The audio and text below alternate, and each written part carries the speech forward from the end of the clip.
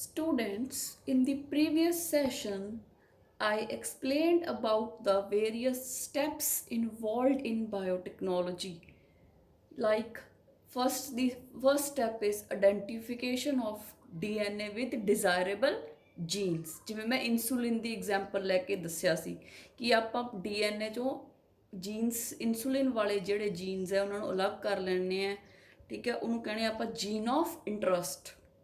ਫਿਰ ਬੇਟੇ ਉਹ ਜਿਹੜਾ ਜੀਨ ਆਫ ਇੰਟਰਸਟ ਹੈ ਉਹਨੂੰ ਆਪਾਂ ਹੋਸਟ ਦੇ ਵਿੱਚ ਇੰਟਰੋਡਿਊਸ ਕਰਾਉਣਾ ਹੈ, ਮੀਨਸ ਹੋਸਟ ਦੇ ਵਿੱਚ ਪਾਉਣਾ। ਹੋਸਟ ਆਪਾਂ ਈਕਲਾਈ ਜਿਹੜਾ ਹੈ ਯੂਜ਼ ਕਰਦੇ ਹਾਂ ਅਤੇ ਫਿਰ ਉਸ ਤੋਂ ਬਾਅਦ ਉਹਦੀ ਮੇਨਟੇਨੈਂਸ ਅਤੇ ਅੱਗੇ ਈਕਲਾਈ ਹੈ ਜਿਹੜਾ ਉਹ ਆਪਦੇ ਡਾਟਰ ਸੈਲਸ ਦੇ ਵਿੱਚ ਉਹ ਵਾਲਾ ਜਿਹੜਾ ਹੈ ਜੀਨ ਆਫ ਇੰਟਰਸਟ ਹੈ ਉਹ ਵੀ ਅੱਗੇ ਪਾਸ ਕਰ ਦਿੰਦਾ ਅਤੇ ਉਹਦੀਆਂ ਬਹੁਤ ਸਾਰੀਆਂ ਕਾਪੀਜ਼ ਬਣ ਜਾਂਦੀਆਂ ਕਿਉਂਕਿ ਰੈਪਲੀਕੇਟ ਕਰ ਜਾਂਦਾ ਈਕਲਾਈ। ਤਾਂ ਬੇਟੇ ਫਿਰ ਮਤਲਬ ਆਪਾਂ ਜਿਹੜੇ ਜੀਨ ਆਫ ਇੰਟਰਸਟ ਹੈ ਉਹਨੂੰ ਕੱਢਣਾ ਹੈ, ਉਸ ਤੋਂ ਬਾਅਦ ਉਹਨੂੰ ਹੋਸਟ ਦੇ ਵਿੱਚ ਜੋੜਨਾ ਪਾਉਣਾ ਹੈ। ਤਾਂ ਇਹ ਸਭ ਲਈ ਬੇਟੇ ਆਪਾਂ ਨੂੰ ਕੁਝ ਟੂਲਸ ਚਾਹੀਦੇ ਹੈ ਜਿਨ੍ਹਾਂ ਨੂੰ ਆਪਾਂ ਕਹਿੰਦੇ ਆ biological tools. So in this session I will explain about the tools of recombinant DNA technology. They are also called as the biological tools. So we have the number one, we have enzymes, vectors, and third are the host cells. ਇਹ ਤਿੰਨ ਚੀਜ਼ਾਂ ਚਾਹੀਦੀਆਂ ਹੁੰਦੀਆਂ ਬੇਟੇ ਕੋਈ ਵੀ ਜਿਹੜਾ ਹੈ biotechnology ਦਾ ਜਿਹੜਾ ਪ੍ਰੋਸੈਸ ਹੈ ਉਹਨੂੰ ਕੰਪਲੀਟ ਕਰਨ ਦੇ ਲਈ, ਕੋਈ ਵੀ ਜੈਨੇਟਿਕ ਇੰਜੀਨੀਅਰਿੰਗ ਦਾ ਜਿਹੜਾ ਪ੍ਰੋਸੈਸ ਹੈ ਉਹਨੂੰ ਪੂਰਾ ਕਰਨ ਦੇ ਲਈ ਵੀ ਨੀਡ ਐਨਜ਼ਾਈਮਸ। ਜਿਹੜੇ ਐਨਜ਼ਾਈਮਸ ਹੁੰਦੇ ਆ ਇਹ ਫਰਦਰ ਬੇਟੇ 3 ਟਾਈਪਸ ਦੇ ਹੁੰਦੇ ਆ। restriction enzymes are also called as cleaving enzymes. Second are the polymerase enzymes, they are called the synthesizing enzymes. And third are the ligase, they are called the joining enzymes. The restriction enzymes or the cleaving enzymes, they are used to break the DNA molecule. DNA ਦੇ molecule ਨੂੰ break ਕਰਨਾ ਹੈ, gene of interest ਕੱਢਣਾ ਹੈ, ਤਾਂ ਆਪਾਂ ਕਿਹੜਾ enzyme use ਕਰਾਂਗੇ? That is the restriction enzymes. Cleave ਮਤਲਬ ਤੋੜਨਾ, so they are also called as cleaving enzymes. ਅਤੇ ਇਹਨਾਂ ਦੀਆਂ ਜਿਹੜੀਆਂ ਅੱਗੇ ਟਾਈਪਸ ਹੈ ਉਹ ਮੈਂ ਇਸ ਵੀਡੀਓ ਦੇ ਵਿੱਚ ਅੱਗੇ ਐਕਸਪਲੇਨ ਕਰੂੰਗੀ। Then we have the polymerase enzyme. It is the synthesizing enzymes, means they play a role in synthesis of DNA strands. ठीक है, नवे DNA strands पुराने templates ਦੇ ਉੱਪਰ ਬਣਾਉਣੇ, right? They are called as the synthesizing enzymes. Then we have the joining enzymes. ਹੁਣ ਬੇਟੇ ਆਪਾਂ ਜੀਨ ਆਫ ਇੰਟਰਸਟ ਲੈ ਲਿਆ ਅਤੇ ਜਿਹੜਾ ਹੈ ਹੋਸਟ ਦੇ ਵਿੱਚ ਆਪਾਂ ਉਹਨੂੰ ਪਾਉਣਾ ਹੈ, ਹੋਸਟ ਦੇ ਵਿੱਚ ਆਪਾਂ ਉਹਨੂੰ ਜੋੜਨਾ ਮਤਲਬ। ਤਾਂ ਜਿਹੜੇ ਉਹ ਗੈਪਸ ਹੈ ਉਹਨਾਂ ਨੂੰ ਜਿਹੜਾ ਸੀਲ ਕਰਦਾ ਹੈ, DNA ਫਰੈਗਮੈਂਟਸ ਦੇ ਵਿੱਚ ਗੈਪਸ ਹੈ ਉਹਨਾਂ ਨੂੰ ਜਿਹੜਾ ਸੀਲ ਕਰਦਾ ਉਸ ਐਨਜ਼ਾਈਮ ਦਾ ਨਾਮ ਹੈ ਲਾਈਗੇਜ਼। ਇਹ ਜਿਹੜੇ ਬੇਟੇ ਫੋਸਫੋਡਾਈਐਸਟਰ ਬੌਂਡਸ ਹੁੰਦੇ ਹੈ ਉਹ ਬਣਾ ਦਿੰਦਾ। ਠੀਕ ਹੈ, it join the gaps between the DNA fragments by forming phosphodiester bonds. So these are the 3 enzymes. Then we need the vectors, the cloning vectors. They are also called as the cloning vehicles. And the host cells ਜਿਹਦੇ ਵਿੱਚ ਆਪਾਂ ਉਹਨੂੰ introduce ਕਰਾਉਣਾ।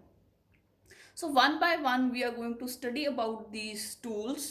In this video, I will explain about the various enzymes which help in the recombinant DNA technology. Students, before I start explaining about the various enzymes involved in the recombinant DNA technology, I would like to explain few terms. ठीक है, the definitions ਆਪਾਂ ਪਿਛਲੀ video 'ਚ ਵੀ discuss ਕਰ ਚੁੱਕੇ ਹਾਂ ਪਰ ਇੱਕ ਵਾਰੀ ਆਪਾਂ ਫਿਰ ਰਿਵਾਈਜ਼ ਕਰ ਲੈਂਦੇ ਹਾਂ। First is the vector. What is a cloning vector? DNA molecule used to carry a gene of interest from one organism to the another. ਕਹਿੰਦਾ ਉਹ DNA ਦਾ ਮੋਲੀਕਿਊਲ ਜਿਹੜਾ ਜੀਨ ਆਫ ਇੰਟਰਸਟ ਨੂੰ ਇੱਕ ਆਰਗੇਨਿਜ਼ਮ ਤੋਂ ਦੂਸਰੇ ਆਰਗੇਨਿਜ਼ਮ ਦੇ ਵਿੱਚ ਲੈ ਜਾਵੇ, ਠੀਕ ਹੈ, ਇਨਟੂ ਅ ਸੂਟੇਬਲ ਹੋਸਟ, ਮਤਲਬ ਜਿਹੜਾ ਹੋਸਟ ਉਹਦੀ ਅੱਗੇ ਡੁਪਲੀਕੇਸ਼ਨ ਕਰਕੇ ਉਹਦੀਆਂ ਅੱਗੇ ਹੋਰ ਕਾਪੀਜ਼ ਪ੍ਰੋਡਿਊਸ ਕਰਦੇ, ਉਹਨੂੰ ਆਪਾਂ ਕਹਿੰਦੇ ਆ ਸੂਟੇਬਲ ਹੋਸਟ।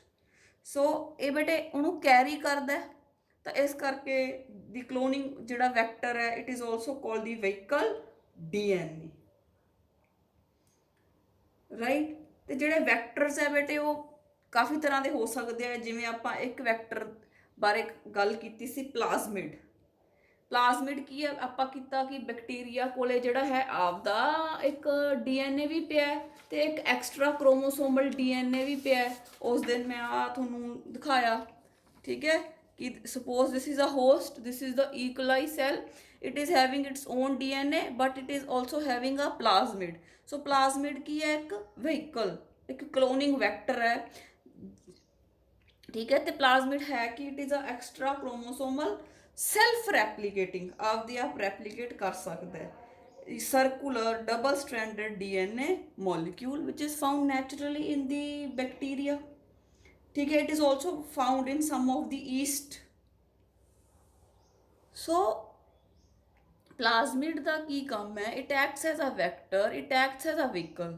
ਹੁਣ ਆਪਾਂ ਜੀਨ ਆਫ ਇੰਟਰਸਟ ਕੱਢਿਆ, ਜਿਹੜਾ ਜੀਨ ਆਪਾਂ ਨੂੰ ਚਾਹੀਦਾ ਸੀ, ਜਿਵੇਂ ਆਪਾਂ ਕਿਹਾ ਇਨਸੂਲਿਨ ਦਾ ਜੀਨ ਆਪਾਂ ਨੂੰ ਚਾਹੀਦਾ, ਆਪਾਂ ਕੱਢਿਆ ਤੇ ਆਪਾਂ ਪਲਾਜ਼ਮਿਡ ਦੇ ਵਿੱਚ ਪਾਤਾ, ਤਾਂ ਪਲਾਜ਼ਮਿਡ ਹੀ ਉਹਨੂੰ ਅੱਗੇ ਡਾਟਰ ਸੈਲਸ ਦੇ ਵਿੱਚ ਪਾਸ ਕਰੂਗਾ, ਤਾਂ ਪਲਾਜ਼ਮਿਡ ਕੀ ਹੋ ਗਿਆ, ਕਲੋਨਿੰਗ ਵੈਕਟਰ ਜਾਂ cloning vehicle.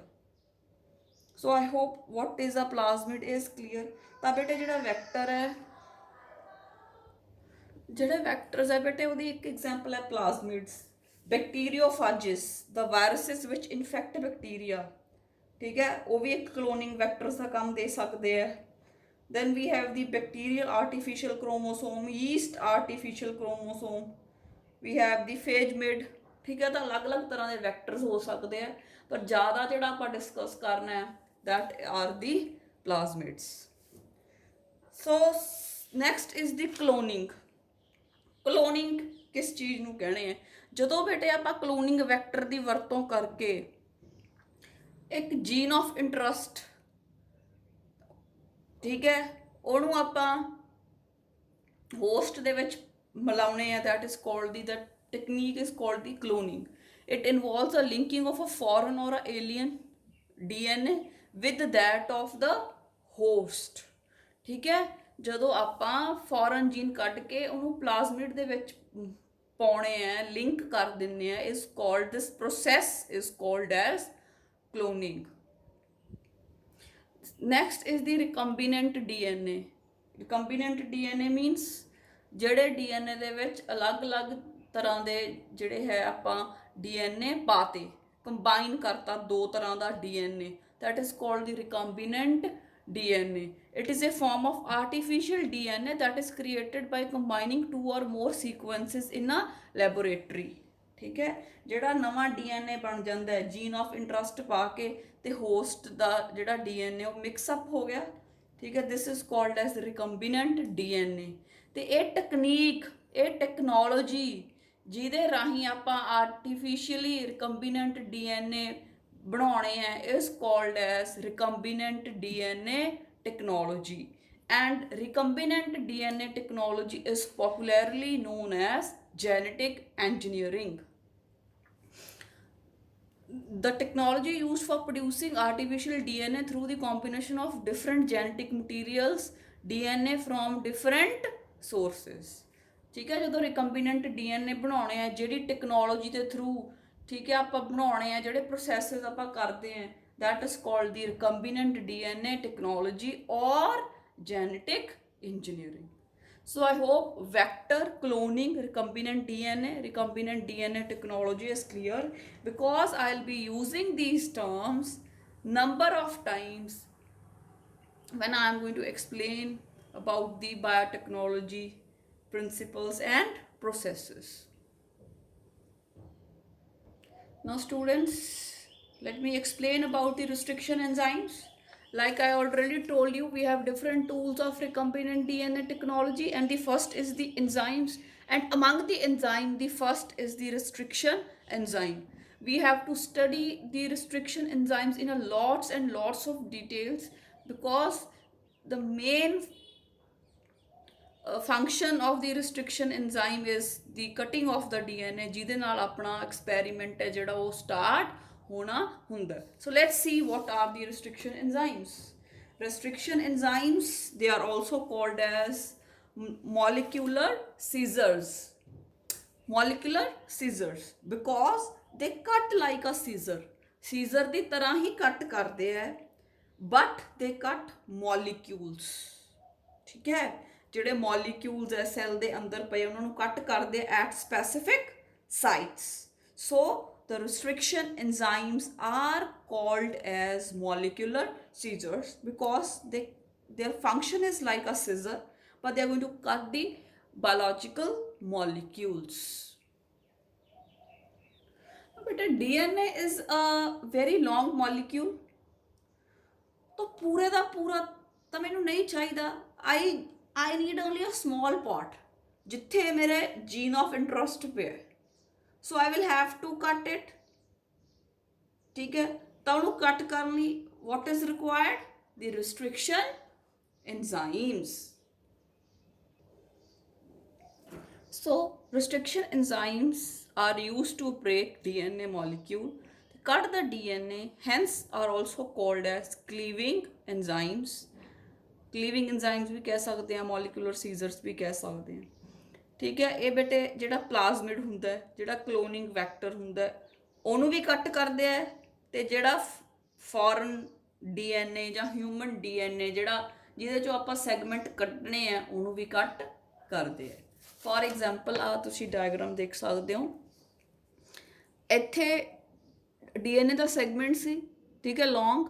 I need only the green part, so I'm going to cut this green part with the help of restriction enzymes the help ਨਾਲ ਮੈਂ ਜਿਹੜਾ green part ਹੈ ਇਹਨੂੰ ਬਾਹਰ ਕੱਢ ਲਿਆ, ਇਹਨੂੰ DNA ਤੋਂ ਅਲੱਗ ਕਰ ਲਿਆ. ਹੁਣ ਮੈਂ ਇਹਨੂੰ ਪਲਾਜ਼ਮਿਡ ਦੇ ਵਿੱਚ ਇਨਸਰਟ ਕਰਨਾ ਹੈ. ਸਪੋਜ਼ ਮੇਰਾ ਆ ਪਲਾਜ਼ਮਿਡ ਸੀ, ਤਾਂ ਮੈਂ ਇੱਥੇ ਜਿਹੜਾ ਹੈ ਇਹਨੂੰ ਇਨਸਰਟ ਕਰਨਾ ਹੈ ਜਿਹੜਾ ਜੀਨ ਆਫ ਇੰਟਰਸਟ ਹੈ, ਤਾਂ ਮੈਨੂੰ ਇੰਨਾ ਪਾਰਟ ਪਲਾਜ਼ਮਿਡ ਦਾ ਕੱਟਣਾ ਪਊਗਾ. ਠੀਕ ਹੈ, ਤਾਂ ਮੈਂ ਇਹਨੂੰ ਵੀ ਰਿਸਟ੍ਰਿਕਸ਼ਨ enzyme ਦੀ ਹੈਲਪ ਨਾਲ ਹੀ ਕੱਟੂੰਗੀ, ਤੇ ਇਹਨੂੰ ਵੀ ਰਿਸਟ੍ਰਿਕਸ਼ਨ enzyme ਦੀ ਹੈਲਪ ਨਾਲ ਹੀ ਕੱਟੂੰਗੀ. ਫਿਰ ਆ ਜਿਹੜਾ ਪਾਰਟ ਹੈ ਇਹਨੂੰ ਇੱਥੇ ਜਦੋਂ ਇਹਦਾ ਆਹ ਪਾਰਟ ਰਿਮੂਵ ਕਰ ਦਿਆਂਗੇ, ਸਾਈਡ 'ਤੇ ਰੱਖ ਦਿਆਂਗੇ, ਆਹ ਪਾਰਟ ਇਹਦੇ ਵਿੱਚ ਇੱਥੇ ਆਪਾਂ ਗ੍ਰੀਨ ਪਾਰਟ ਇੱਥੇ ਫਿੱਟ ਕਰ ਦਿਆਂਗੇ. ਠੀਕ ਹੈ, ਰਿਕੰਬੀਨੈਂਟ DNA ਬਣ ਜੂਗਾ. ਸੋ ਰਿਕੰਬੀਨੈਂਟ DNA ਬਣਾਉਣ ਲਈ ਆਪਾਂ ਨੂੰ ਕੀ ਚਾਹੀਦਾ ਹੈ? ਰਿਸਟ੍ਰਿਕਸ਼ਨ enzyme, ਕਿਉਂਕਿ ਆਪਾਂ ਨੂੰ DNA ਨੂੰ ਤੋੜਨਾ ਹੈ ਤੇ ਜਿਹੜਾ ਵੈਕਟਰ ਹੈ ਉਹਨੂੰ ਵੀ ਕੱਟਣਾ ਪੈਣਾ ਹੈ, ਤਾਂ ਹੀ ਆਪਾਂ ਜਿਹੜਾ ਉਹ ਜੀਨ ਆਫ ਇੰਟਰਸਟ ਹੈ ਉਹ ਇਨਸਰਟ ਕਰ ਸਕਦੇ ਹਾਂ ਇਨ ਦ ਪਲਾਜ਼ਮਿਡ. So it helps in cleaving the plasmid as well as the foreign DNA. ਹੁਣ ਬੇਟੇ ਜਿਹੜੇ restriction enzymes ਹੁੰਦੇ ਆ, they belong to a class of enzymes called nucleases. Nucleases ਬਾਰੇ ਤੁਸੀਂ ਅਕਸਰ ਆਪਾਂ ਸੁਣਿਆ ਕਿ ਜਿਹੜੇ nucleases ਹੈ ਇਹ DNA ਨੂੰ ਖਤਮ ਕਰ ਦਿੰਦੇ ਆ ਐਂਡ ਆਲ. ਤਾਂ ਜਿਹੜੇ restriction enzymes ਹੈ ਬੇਟੇ ਇਹ nucleases ਦੀ ਟਾਈਪ ਹੈ, ਤੇ ਜਿਹੜੇ nucleases ਹੁੰਦੇ ਆ ਉਹ ਦੋ ਟਾਈਪਸ ਦੇ ਹੁੰਦੇ ਆ. ਨੰਬਰ 1 ਐਗਜ਼ੋਨਿਊਕਲੀਏਸਿਸ ਤੇ ਨੰਬਰ 2 ਐਂਡੋਨਿਊਕਲੀਏਸਿਸ. ਜਦੋਂ ਬੇਟੇ DNA ਨੂੰ ਸਾਈਡਾਂ ਤੋਂ ਕੱਟ ਕੀਤਾ ਜਾਂਦਾ ਹੈ ਫਰੋਮ ਦੀ ਟਰਮੀਨਲ ਐਂਡਸ, ਆ DNA ਸੀ ਇੱਥੋਂ ਕੱਟ ਕਰਤਾ ਮੈਂ, ਇੱਥੋਂ ਜਿਵੇਂ ਪਾਸਿਆਂ ਤੋਂ ਐਂਡ ਤੋਂ ਕਿਨਾਰਿਆਂ ਤੋਂ ਕੱਟ ਕਰਦੇ ਆ ਆਪਾਂ. ਠੀਕ ਹੈ, ਜਿਹੜੇ ਐਂਜ਼ਾਈਮਸ ਸਾਈਡਾਂ ਤੋਂ ਕੱਟ ਕਰਦੇ ਆ ਦੇ ਆਰ ਕਾਲਡ ਐਸ ਐਗਜ਼ੋਨਿਊਕਲੀਏਸਿਸ. ਜਿਵੇਂ ਐਗਜ਼ਿਟ ਹੁੰਦਾ ਵੀ ਬਾਹਰ ਜਾਣਾ, ਐਗਜ਼ਿਟ ਦਾ ਮਤਲਬ ਕੀ ਹੁੰਦਾ ਬਾਹਰ, ਐਗਜ਼ੋ ਕਿੱਥੋਂ ਆਇਆ ਬਾਹਰ, ਵੀ ਬਾਹਰਲੇ ਪਾਸਿਓਂ DNA ਨੂੰ ਜਿਹੜੇ ਐਂਜ਼ਾਈਮਸ ਕੱਟ ਕਰਦੇ ਆ ਉਹਨਾਂ ਨੂੰ ਕਹਿੰਦੇ ਐਗਜ਼ੋਨਿਊਕਲੀਏਸਿਸ. ਠੀਕ ਹੈ, ਉੱਥੋਂ ਕੱਟ ਕਰਕੇ ਉਹ ਨਿਊਕਲੀਓਟਾਈਡਸ ਰਿਮੂਵ ਕਰ ਦਿੰਦੇ ਆ ਫਰੋਮ ਦ ਐਂਡਸ. ਤੇ ਐਂਡੋ ਮੀਨਸ ਜਿਹੜੇ ਐਂਜ਼ਾਈਮਸ DNA ਨੂੰ ਵਿਚਾਲਿਓਂ ਕੱਟ ਕਰਦੇ ਆ, ਵਿਚਾਲਿਓਂ, they are called as endonucleases. They cleave the DNA in the middle region. ਜਿਹੜੇ ਐਂਡੋਨਿਊਕਲੀਏਸਿਸ ਹੈ ਬੇਟੇ, ਉਹ further they are of two types, non specific and specific. ਜਿਹੜੇ ਸਪੈਸੀਫਿਕ ਹੈ ਉਹਨਾਂ ਨੂੰ ਕਹਿੰਦੇ ਆ restriction endonucleases. Restriction endonucleases play a very important role in the recombinant DNA technology. We are going to discuss about the restriction endonuclease in a lot of detail. ਹੁਣ ਬੇਟੇ ਨॉन specific ਕਿਉਂ ਕਿਹਾ ਹੈ? ਨॉन ਸਪੈਸੀਫਿਕ ਮਤਲਬ ਹੈਗੇ ਤਾਂ ਇਹ ਐਂਡੋਨਿਊਕਲੀਏਸ, ਕੱਟ ਤਾਂ ਇਹ ਵਿਚਾਲਿਓਂ ਹੀ ਕਰਨਗੇ, ਠੀਕ ਹੈ, ਪਰ ਇੱਥੋਂ ਵੀ ਕਰ ਸਕਦੇ ਆ, ਇੱਥੋਂ ਵੀ ਕਰ ਸਕਦੇ ਆ, ਇੱਥੋਂ ਵੀ ਕਰ ਸਕਦੇ ਆ, ਇੱਥੋਂ ਇੱਥੋਂ ਇੱਥੋਂ ਇੱਥੋਂ ਕਿਤੋਂ ਵੀ ਕਰ ਸਕਦੇ। So they cleave the DNA from the middle at a random sites, ਕਿਤੋਂ ਵੀ ਕਰ ਸਕਦੇ। ਜਿਹੜੇ ਬੇਟੇ ਰਿਸਟ੍ਰਿਕਸ਼ਨ ਐਂਡੋਨਿਊਕਲੀਏਸਿਸ ਹੁੰਦੇ ਆ, ਦੇ ਆਰ ਹਾਈਲੀ ਸਪੈਸੀਫਿਕ। ਇਹ ਕਿਸੇ ਪਰਟੀਕੂਲਰ ਪੁਆਇੰਟ ਤੋਂ ਹੀ ਕੱਟ ਕਰਨਗੇ, ਫਰੋਮ ਅ ਪਰਟੀਕੂਲਰ ਪੁਆਇੰਟ। ਤਾਂ ਸਪੈਸੀਫਿਕ ਕਿਆ, ਨॉन ਸਪੈਸੀਫਿਕ ਹੈ ਜਿਹੜੇ ਉਹ DNA ਦਾ ਵਿਚਾਲਾ ਹੈ, ਵਿਚਾਲਿਓਂ ਕਿਤੋਂ ਵੀ ਕੱਟ ਕਰ ਦੇਣਗੇ। ਪਰ ਜਿਹੜੇ ਰਿਸਟ੍ਰਿਕਸ਼ਨ ਐਂਡੋਨਿਊਕਲੀਏਸਿਸ ਹੁੰਦੇ ਆ, ਦੇ ਆਰ ਸਪੈਸੀਫਿਕ, ਉਹ ਕਿਸੇ ਇੱਕ ਪਰਟੀਕੂਲਰ ਜਗ੍ਹਾ ਤੋਂ ਹੀ ਕੱਟ ਕਰਨਗੇ। ਉਹ ਪਰਟੀਕੂਲਰ ਜਗ੍ਹਾ ਕੀ ਹੈ, ਉੱਥੇ ਕੀ ਹੈ, ਦੈਟ ਇਜ਼ ਦੀ ਸਟੋਰੀ ਜਿਹੜੀ ਮੈਂ ਅੱਗੇ ਐਕਸਪਲੇਨ ਕਰਨੀ। ਸੋ ਬੇਟਾ, the nucleases which cut the DNA from the ends is called exonucleases, and which cut the DNA in the middle region, ठीक है, in the inside, is called as endonucleases। ਜਦੋਂ ਬੇਟੇ ਕੱਟ ਕਰਤਾ, ਜੋ ਵੀ ਮੈਂ ਨਵਾਂ DNA ਇਨਸਰਟ ਕਰਨਾ, ਜੋ ਵੀ DNA ਇਨਸਰਟ ਕਰਨਾ ਮੈਂ ਇਨਸਰਟ ਕਰ ਦੇਵਾਂਗੀ। ਉਸ ਤੋਂ ਬਾਅਦ ਉਹਨੂੰ ਜਿਹੜਾ ਹੈ ਲਾਈਗੇਜ਼ ਐਂਜ਼ਾਈਮ ਦੀ ਹੈਲਪ ਨਾਲ ਜੋੜ ਦੇਵਾਂਗੇ ਆਪਾਂ। ਹੁਣ ਬੇਟੇ ਕੁਐਸਚਨ ਇਹ ਹੈ ਕਿ ਰਿਸਟ੍ਰਿਕਸ਼ਨ ਐਂਜ਼ਾਈਮ ਮਿਲਦਾ ਕਿੱਥੋਂ ਹੈ, ਆਉਂਦਾ ਕਿੱਥੋਂ ਹੈ ਰਿਸਟ੍ਰਿਕਸ਼ਨ ਐਂਜ਼ਾਈਮ? ਤਾਂ ਇਹਦੀ ਹਿਸਟਰੀ ਕੀ ਹੈ? Let me tell you that. Restrict word ਦਾ ਮਤਲਬ ਹੈ, ਰੈਸਟ੍ਰਿਕਟ ਵਰਡ ਦਾ ਮਤਲਬ ਹੈ ਟੂ ਸਟਾਪ, ਰੋਕਣਾ, ਕਿਸੇ ਚੀਜ਼ ਨੂੰ ਰੋਕਣਾ। ਤਾਂ ਬੇਟੇ ਰਿਸਟ੍ਰਿਕਸ਼ਨ ਐਂਜ਼ਾਈਮਸ ਬੈਕਟੀਰੀਆ ਦੇ ਅੰਦਰ ਬਣਦੇ ਆ, they are formed by the bacteria। ਕੀ ਹੋਇਆ ਕਿ ਬੈਕਟੀਰੀਆ ਸੀ ਜਿਹੜੇ ਉਹ ਨੋਰਮਲੀ ਆਪਦੀ ਜ਼ਿੰਦਗੀ ਜਿਉ ਰਹੇ ਸੀ, ਠੀਕ ਹੈ, ਆਰਾਮ ਨਾਲ ਆਪਦਾ ਡਿਵਾਈਡ ਕਰਦੇ ਸੀ, ਬੱਚੇ ਪੈਦਾ ਕਰਦੇ ਸੀ। But what happened is viruses, they used to attack the bacteria, ਠੀਕ ਹੈ। ਵਾਇਰਸਿਸ ਬੈਕਟੀਰੀਆ ਤੇ ਹਮਲਾ ਕਰ ਦਿੰਦੀਆਂ ਸੀ। ਆਪਾਂ ਨੂੰ ਪਤਾ ਜਿਹੜੀਆਂ ਵਾਇਰਸਿਸ ਬੈਕਟੀਰੀਆ ਨੂੰ ਇਨਗਲਫ ਕਰਦੀਆਂ, ਖਾਂਦੀਆਂ, ਦੇ ਆਰ ਕਾਲਡ ਐਸ ਬੈਕਟੀਰੀਓਫੇਜਸ। ਬੈਕਟੀਰੀਓਫੇਜ ਦਾ ਮਤਲਬ ਹੈ ਟੂ ਈਟ ਅ ਬੈਕਟੀਰੀਆ, ਠੀਕ ਹੈ। ਤਾਂ ਉਹ ਬੈਕਟੀਰੀਆ ਨੂੰ ਬੇਟੇ ਵਾਰ-ਵਾਰ ਵਾਇਰਸਿਸ ਅਟੈਕ ਕਰਦੀਆਂ ਸੀ ਤੇ ਬੈਕਟੀਰੀਆ ਨੂੰ ਖਾ ਜਾਂਦੀਆਂ ਸੀ। ਆਪਣੇ ਆਪ ਨੂੰ ਬਚਾਉਣ ਦੇ ਲਈ ਬੈਕਟੀਰੀਆ ਨੇ ਕੀਤਾ ਐਵੋਲਿਊਸ਼ਨ, ਆਪਦੇ ਅੰਦਰ ਚੇਂਜਿਸ ਲਿਆਂਦੀਆਂ, ਐਵੋਲਿਊਸ਼ਨ ਕੀਤਾ ਅਤੇ ਇੱਕ ਨਵਾਂ ਐਂਜ਼ਾਈਮ ਪੈਦਾ ਕਰ ਲਿਆ, ਠੀਕ ਹੈ। ਇੱਕ ਐਂਜ਼ਾਈਮ ਬਣਾ ਲਿਆ ਜਿਸ ਦਾ ਨਾਮ ਹੈ ਰੈਸਟ੍ਰਿਕਸ਼ਨ ਐਂਜ਼ਾਈਮ, ਠੀਕ ਹੈ। ਰੈਸਟ੍ਰਿਕਸ਼ਨ ਐਂਜ਼ਾਈਮ ਜਦੋਂ ਬੈਕਟੀਰੀਆ ਨੇ ਬਣਾ ਲਿਆ, ਕੋਈ ਵੀ ਵਾਇਰਸ ਬੈਕਟੀਰੀਆ ਨੂੰ ਅਟੈਕ ਕਰੂਗੀ। ਵਾਇਰਸ ਆਪਾਂ ਨੂੰ ਪਤਾ ਆਪਦਾ DNA ਬੈਕਟੀਰੀਆ ਦੇ ਅੰਦਰ ਇੰਜੈਕਟ ਕਰ ਦਿੰਦੀ ਹੈ। ਜਦੋਂ ਉਹ DNA ਬੈਕਟੀਰੀਆ ਦੇ ਅੰਦਰ ਜਾਂਦਾ ਹੈ ਤੇ ਜਿਹੜੇ ਰਿਸਟ੍ਰਿਕਸ਼ਨ ਐਂਡੋਨਿਊਕਲੀਏਸ ਪਏ ਹੈ, ਜਿਹੜੇ ਰਿਸਟ੍ਰਿਕਸ਼ਨ ਐਂਜ਼ਾਈਮਸ ਪਏ ਹੈ ਬੈਕਟੀਰੀਆ ਦੀ ਬੋਡੀ ਦੇ ਅੰਦਰ, ਉਹ ਕੀ ਕਰਨਗੇ? ਵਾਇਰਸ ਦੇ DNA ਨੂੰ ਖਤਮ ਕਰ ਦੇਣਗੇ, ਠੀਕ ਹੈ ਬੇਟੇ। ਤਾਂ ਜਿਹੜਾ ਰਿਸਟ੍ਰਿਕਸ਼ਨ ਐਂਜ਼ਾਈਮਸ ਹੈ, they are made by the bacteria. Restrict ਦਾ ਮਤਲਬ ਹੁੰਦਾ ਸਟਾਪ। ਕੀ ਹੁੰਦਾ ਸੀ, ਆ ਗ੍ਰੀਨ ਕਲਰ ਦਾ ਬੈਕਟੀਰੀਆ, ਇਹਦੇ ਉੱਪਰ ਬੇਟੇ ਫਾਜਿਸ, ਬੈਕਟੀਰੀਓਫੇਜਿਸ ਅਟੈਕ ਕਰ ਦਿੰਦੀਆਂ ਸੀ। ਬੈਕਟੀਰੀਓਫੇਜਿਸ ਆਰ ਦਾ ਵਾਇਰਸਿਸ ਵਿਚ ਈਟ ਦ ਬੈਕਟੀਰੀਆ। ਤਾਂ ਆਪਾਂ ਨੂੰ ਪਤਾ ਹੈ ਜਦੋਂ ਜਿਹੜੀਆਂ ਵਾਇਰਸਿਸ ਹੁੰਦੀਆਂ, ਇਹਨਾਂ ਦਾ ਜਿਹੜਾ ਬਾਹਰਲਾ ਪ੍ਰੋਟੀਨ ਕੋਟ ਹੈ ਇਹ ਤਾਂ ਬਾਹਰ ਹੀ ਰਹਿ ਜਾਂਦਾ ਹੈ, ਇਕੱਲਾ DNA ਜਿਹੜਾ ਹੈ ਉਹ ਬੈਕਟੀਰੀਆ ਦੇ ਅੰਦਰ ਜਾਂਦਾ। ਤਾਂ ਦੇਖੋ ਵੀ ਆ DNA ਸੀ ਵਾਇਰਸ ਦਾ, ਇਹਨੇ ਬੈਕਟੀਰੀਆ ਦੇ ਅੰਦਰ ਇੰਜੈਕਟ ਕਰਤਾ ਆਪਦਾ DNA, ਤੇ ਜਿਹੜਾ ਇਹ DNA ਇਹਦੇ ਨਾਲ ਜਿਹੜਾ ਬੈਕਟੀਰੀਆ ਉਹ ਖਤਮ ਹੋ ਜਾਂਦਾ ਸੀ।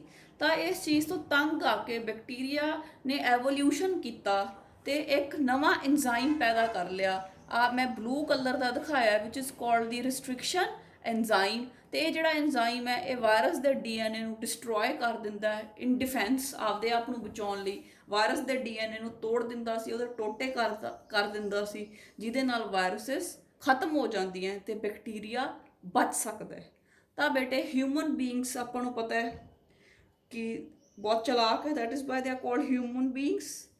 ਤੇ ਹਿਊਮਨ ਬੀਇੰਗਸ ਨੇ ਇਹ ਇੰਜ਼ਾਈਮ ਬੈਕਟੀਰੀਆ ਤੋਂ ਰਿਮੂਵ ਕਰਕੇ, ਬੈਕਟੀਰੀਆ ਚੋਂ ਕੱਢ ਲਿਆ ਤੇ ਯੂਜ਼ ਕਰਨਾ ਸ਼ੁਰੂ ਕਰ ਲਿਆ। ਠੀਕ ਹੈ, ਕਿਉਂਕਿ ਇਹਦੀ ਇਹ ਪ੍ਰੋਪਰਟੀ ਹੈ ਕਿ ਇਹ ਡੀਐਨਏ ਨੂੰ ਤੋੜ ਸਕਦਾ ਹੈ। ਠੀਕ ਹੈ, ਤਾਂ ਇਹ ਪ੍ਰੋਪਰਟੀ ਕਾਰਨ ਬੈਕਟੀਰੀਆ ਦੇ ਵਿੱਚੋਂ ਹਿਊਮਨ ਬੀਇੰਗਸ ਜਿਹੜੇ ਰਿਸਟ੍ਰਿਕਸ਼ਨ ਐਂਜ਼ਾਈਮਸ ਕੱਢ ਲੈਂਦੇ ਆ ਤੇ ਉਹਦੀ ਵਰਤੋਂ ਡਿਫਰੈਂਟ ਐਕਸਪੈਰੀਮੈਂਟਸ ਦੇ ਵਿੱਚ ਕਰ ਲੈਂਦੇ ਆ। ਰਿਸਟ੍ਰਿਕਸ਼ਨ ਐਂਜ਼ਾਈਮਸ ਦੀ ਹੈਲਪ ਨਾਲ ਆਪਾਂ ਡੀਐਨਏ ਨੂੰ ਕੱਟ ਕਰ ਸਕਦੇ ਹਾਂ। ਠੀਕ ਹੈ, ਆਪਾਂ ਕੱਟ ਕਿਉਂ ਕਰਨਾ ਹੈ?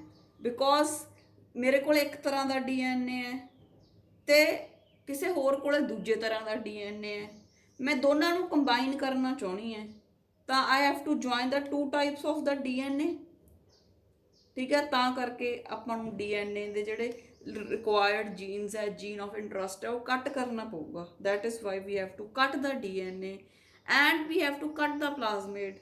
ਤਾਂ ਆਪਾਂ ਦੋਨਾਂ ਨੂੰ ਸੇਮ ਰਿਸਟ੍ਰਿਕਸ਼ਨ ਐਂਜ਼ਾਈਮ ਨਾਲ ਕੱਟ ਕਰਾਂਗੇ। ਬੇਟੇ ਜਿਹੜੀ ਈਕਲਾਈ ਹੁੰਦੀ ਹੈ ਬੈਕਟੀਰੀਆ, ਉਹਦੇ ਕੋਲੇ ਬਹੁਤ ਘੱਟ ਬੇਸ ਪੇਅਰਸ ਹੁੰਦੇ ਆ। ਠੀਕ ਹੈ, ਤੇ ਅਗਰ ਮੈਂ ਈਕਲਾਈ ਦੇ ਵਿੱਚ ਆਈ ਪੁੱਟ ਅ ਹਿਊਮਨ ਜੀਨ, ਠੀਕ ਹੈ, ਜਿਹੜੀ ਜੀਨ ਆਫ ਇੰਟਰਸਟ ਹੈ, ਜਿਹੜੀ ਕੰਮ ਦੀ ਜੀਨ ਹੈ, ਜਿਵੇਂ ਮੈਂ ਇਨਸੂਲਿਨ ਪੈਦਾ ਕਰਨੀ ਹੈ ਤਾਂ ਇਨਸੂਲਿਨ ਦਾ ਜੀਨ ਹੈ ਜਿਹੜਾ ਹਿਊਮਨ ਜੀਨ ਹੈ। ਠੀਕ ਹੈ, ਠੀਕ ਹੈ, ਇਹਨੂੰ ਜੀਨ ਆਫ ਇੰਟਰਸਟ ਕਹਿ ਸਕਦੇ ਹਾਂ ਕਿਉਂਕਿ ਆਪਣੇ ਕੰਮ ਦਾ ਜੀਨ ਹੈ।